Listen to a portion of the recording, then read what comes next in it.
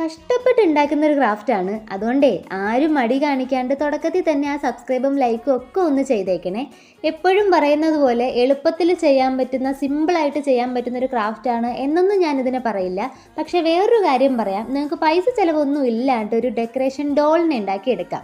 ഒരു ആഫ്രിക്കൻ ഡോളിനെയൊക്കെ പോലുള്ളൊരു ഡോളിനെ, ഒരു ന്യൂസ് പേപ്പർ, ഗമ്മ്, നൂല്, ഇത്രയും മാത്രം മതി നല്ല ക്യൂട്ടായിട്ടൊരു ഡോളിനെ ചെയ്തെടുക്കാം. പിന്നെ 2 ദിവസമായിട്ട് നമ്മൾ വോയിസ് ഓവറൊന്നും കൊടുക്കുന്നുണ്ടായിരുന്നില്ല.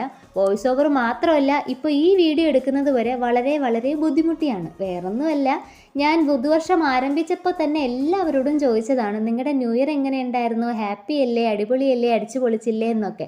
പക്ഷേ എൻ്റെ ന്യൂ ഇയർ വൻപിച്ച പരാജയമായിരുന്നു. അതിൻ്റെ കാരണം ഞാൻ ലാസ്റ്റ് പറയാം.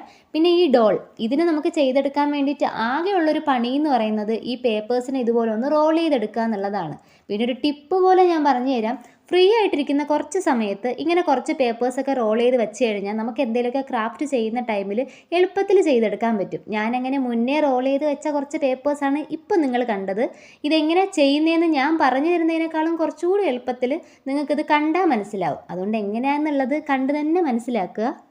പിന്നെ കണ്ടാൽ മാത്രം പോരാ, എന്തായാലും നിങ്ങൾ ട്രൈ ചെയ്ത് നോക്കുക. ഇപ്പോൾ എല്ലാവരുടെ വീട്ടിലുള്ളൊരു സാധനമാണ് ന്യൂസ് പേപ്പർ. അപ്പോൾ എന്തായാലും നിങ്ങൾ ട്രൈ ചെയ്ത് നോക്കുക.